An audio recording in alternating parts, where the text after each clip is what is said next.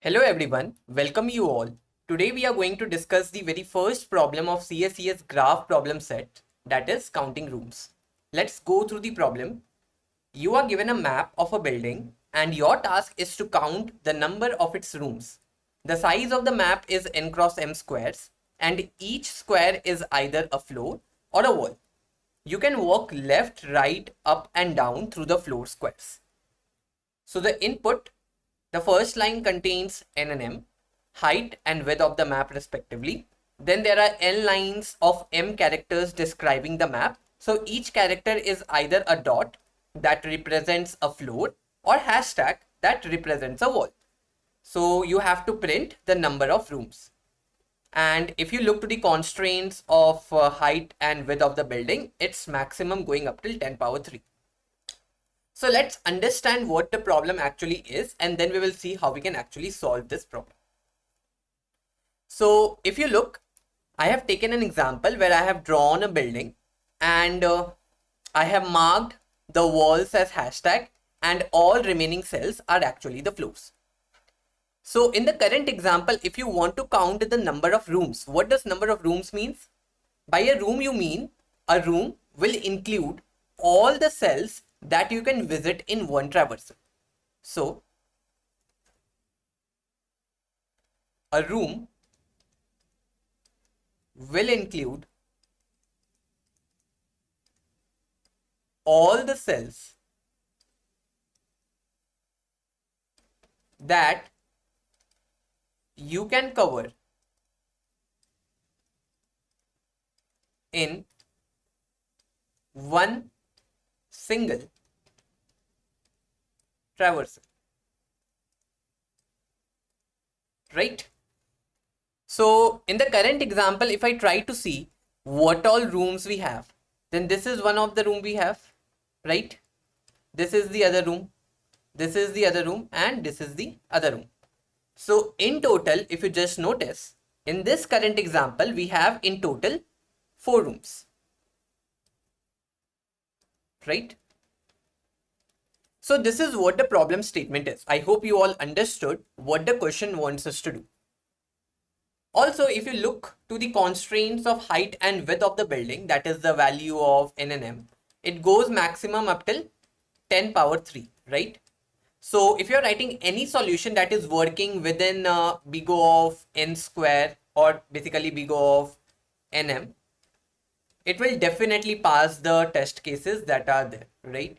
So you have to think of something that you are writing either it's going like this, or maximum it can go up till like big O of n square log n, something like this as well, but it should not exceed this.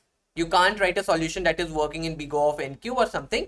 This will definitely give you TLE, right? So you have to write a solution that works within these time constraints. Okay. So how we can then solve this problem? So let's consider this particular thing, how we will consider this entire cells as a one room. Let's first discuss that thing. So how we can do that? So if you just notice, if we are standing at this particular cell, let's suppose we are standing at this particular cell. So now to see that this particular cell is part of which room, what can we do? Or to see this particular cell along with which other cells form the part of a room, what we can do? We can just start our traversal from this particular cell, right? And we will try to see from this particular cell what all other cells we can visit. So as you can notice, from this cell we can go to this cell, this cell, this cell. We can go to this cell, this cell, this cell. So from this particular cell, these are all the cells that can be visited, and hence they will form one single room, right? Similarly, let's suppose you were standing over here. Let's suppose you were standing over here. So from this particular cell, what all cells you can visit?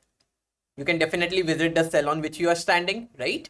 And I can't see any other cell that I can visit from this particular cell, because if I try to do so, there are walls and I can't cross the walls, right? So, okay, this will form a room. Similarly, if I am standing at this particular cell, then I can visit only this particular cell in that case, right? Similarly, if I am standing at this particular cell, then I can visit only this particular cell in that case.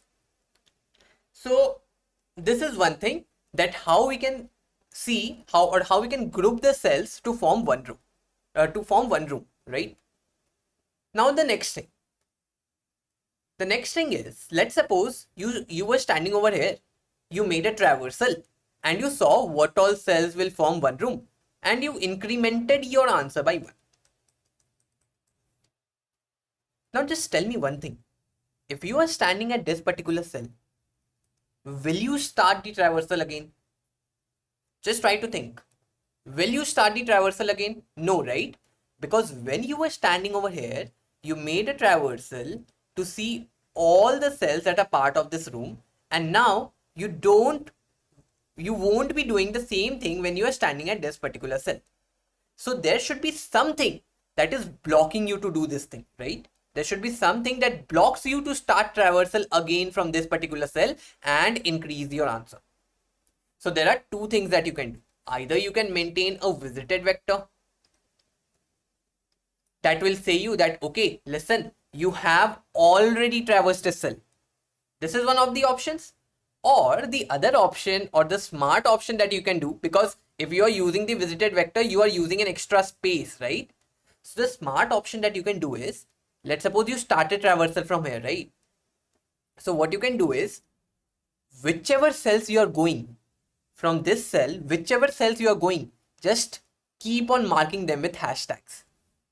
What will this do? If you keep on marking them with hashtags, this means you are converting that cell to a wall. So if at any time in future you will come to this cell again, you won't start your traversal from there. So that will prevent you from increasing the answer again by 1. So this is how actually you can solve this problem. So the common concept that we used in this problem was a traversal technique. It can either be DFS or BFS. So we are going to go with DFS traversal. This was one of the technique. And the second technique that we understood in this problem was we were maintaining a kind of visited vector thing that helped us to prevent the traversal again from a already visited cell, right? And instead of maintaining an extra visited vector, since in this problem we were not requiring this building maze again, so we were modifying our original input only to save our space. And this is how we can actually solve this problem. Let's jump onto the code for better understanding. So this is the code for the same. First of all, I have taken input of number of rows and column, and then I am taking the input of entire this building. So there are n rows and every row is a string of size m, right? So I have made vector of string and I have named it as maze, and I have specified the number of rows, and for every row I am taking this entire string as input, right? These are the lambda functions that I wrote. We will come to this when the implementation is required. So I first of all initialized my answer to 0, and I am traversing over every row, and for every row I am traversing over every column. If the particular row comma column cell, that particular cell, if it is marked as dot, what does this mean? This means that it is a land, right? So I will increment my answer as 1, and from this particular land, or from this particular floor, which all other floors are connected, I will just see them and mark them as wall, because they all will constitute a single room, right? So I will just simply make a DFS traversal from this particular row and this particular column. Now I have written a lambda function for this, and the main motive of writing this lambda function was it makes passing the parameters very easy. You don't need to pass all the parameters. You can all, like, see, I haven't passed this parameter maze over here. I haven't passed this thing. So this makes writing of the code very easy. So as you guys explore and learn more and more, try to use lambda functions for to write code fast during your contests and all. So I have written a lambda recursive lambda function over here. And to write that function, what I need to do is I also need to pass this variable, double ampersand self variable. And while calling, I need to pass the name of the function. So this is what I have done. You guys can refer to the syntax of lambda function for better understanding. So I have called the recursive lambda function DFS, in which I am passing the row and the column. And what is this DFS traversal doing for me? It is marking all the cells that are connected to this particular cell with wall. So this is the DFS traversal. The return type is void. So now just tell me one thing. This is a very important concept. If I say you that I am standing at a particular cell and I want to visit all cells in other 4 directions, how do you guys do this? Let's suppose you are standing at R, C. So can you tell me what will be the coordinates of the cell that is upwards? What it will be? It will be R minus 1, C. The column will be same and the row will be decreased by 1, right? Similarly, the one towards the right is the row will remain the same and column will get incremented by 1. The one towards the down is the row will increase by 1, column will remain the same. And the one towards the left is row will remain the same, column will decrease by 1. So if you guys just notice, if we are standing over here, so the change in the coordinates while going upwards is nothing but minus 1, 0.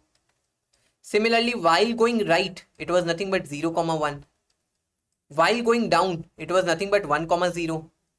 And while going left, it was nothing but 0, minus 1. Right? So, a very common technique to traverse all the 4 directions is we maintain a direction vector. So, if you see for rows, we have minus 1, 1, 0, 0. And similarly, when the row value became minus 1, column value was 0. When row value became 1, column value was 0. When row value was 0, column value was 1 time 1 and 1 time minus 1. Now, if this is your x vector, then this will become your y direction vector. And now by traversing over these, every index will give you one new direction. So just see how I have done over here. I have maintained a direction vector x and direction vector y.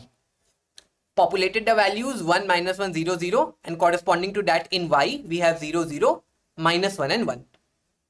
Now, I am traversing over every 4 unique directions. What will be my new row? My new row will be my current row that I have already passed in the function, plus whatever is the value at this particular index in my direction vector of x. Similarly, my new column will be the column that I have passed, plus the value in the direction vector of y. Now, if I have come to a particular cell, let's suppose I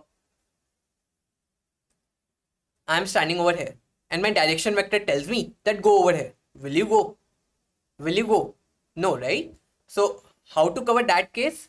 Whenever we are getting new row and new column, we will try to check that is that a valid new row or new column or not, right? We'll try to do that. So I have created a isValid function which is returning, whose return type is bool, and it is not a recursive function, right? It is a simple function, so I don't need to pass these extra variables, as you can see, right? And what it will return? It will return true only when the given value of r is greater than equals to 0. It should not be less than 0, right? Otherwise, it does not make any sense. Column value should be greater than equals to 0. Number of rows, the row value r should be lesser than n. It cannot be greater than equals to n, right? And the column value should be lesser than m. If all of these 4 parameters are true, then this isValid function is going to return me true. So if this new row and new column form a isValid pair, and the value at this maze, at this new row and new column was dot. So what I will do, I will mark this as hashtag, that is I will replace it with wall. I have replaced the floor with wall, and to all the cells that are connected from this particular cell should also be marked with wall, right? So I again call the recursion. So now the call will be from self, because this is how the lambda functions are written. So again, I made the call from self, I pass self, and the row and column becomes new row and new column. So this is how I have marked all the connected floors as walls and incremented the answer only once, because they all together constitute a single room, right? And once I am done with it, I am just printing my answer. So if you just think of it, what's the time complexity of this? So just imagine that you are going to each and every cells at most once, right? You won't be going to any cell more than once. So the time complexity for this will be basically number of cells that we have, which is basically big O of n cross m. And space complexity is definitely big O of 1, since you are not using any extra space other than the input that you were given. So this is how actually you can solve this problem. I hope all of you understood. Thank you.